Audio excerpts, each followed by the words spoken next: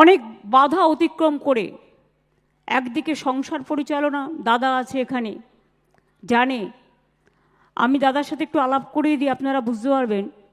দাদা একটু দাঁড়া, ওইদিকে ওরা দেখতে পাচ্ছে না তো কেউ। অনেকে আবার আমাকে ছোট বলে, আমাকে বড় বলে, ওকে ছোট বলে। আর আমি জানেন তো, এই সবাই আমার জন্মদিন করে, আমি মনে করি আমি এখন জন্মাইনি। আমার একটা কবিতা আছে, জন্ম হবে সেদিন যেদিন এই পৃথিবী থেকে বিদায় নেব সেদিন। এটা হচ্ছে আমার ইন্টেনশন। আসলে আমরা সব হোম ডেলিভারি তো।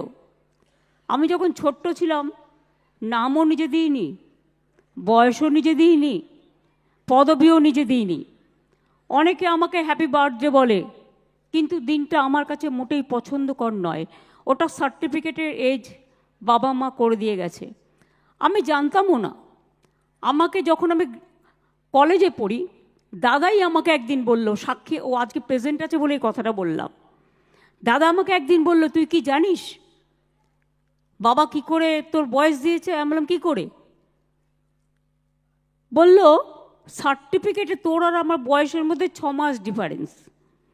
আমি বললাম, দারুণ। তা আমি বললাম, তোকে ভর্তি করতে গিয়ে বয়সটা কি করে দিল? বললো, বাবা গেল স্কুলে, একটা বন্ধু ছিল হেডমাস্টার, তাকে বললেন তুমি একটা বসিয়ে দাও। তার তো কোনো দোষ নেই, তিনি একটা বসিয়ে দিলেন। আগেকার দিনে এই প্রবলেমটা ছিল, যারা আমরা বাড়িতে জন্মেছি, হোম ডেলিভারি, কাজে আসল বয়সটা কিন্তু লুকিয়ে থাকে। নকল বয়সটা, সার্টিফিকেটের বয়সটা মানুষ ধরে নেয়।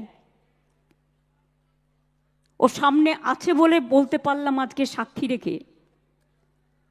কারণ এই ঘটনাটা যখন জেনেছিলাম অনেকবার চেষ্টা করেছি, আমার বাড়ানোও আছে 5 বছর। আমি একটা একান্তে বইতে লিখে গেছি এগুলো অনেক দিন আগে, যতটা লেখা সম্ভব।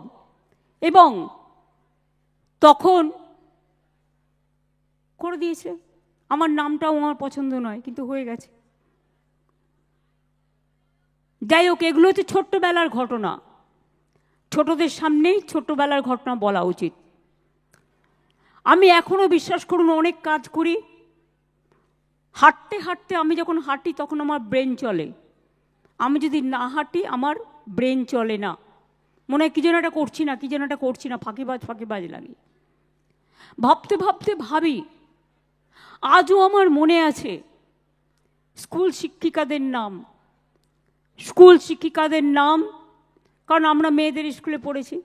যার এখন তো কো এডুকেশন অনেক হয়ে গেছে, ছেলে মেয়ে বোধ। আমাদের এখনও মনে আছে ইউনিভার্সিটির প্রফেসরের নাম, কলেজের দিনগুলোর কথা। এটা আমি কখনোই ভুলতে পারি না। এমনকি বিএড পড়তে গেছি শিক্ষায়তনে, তাদের কথাও মনে আছে।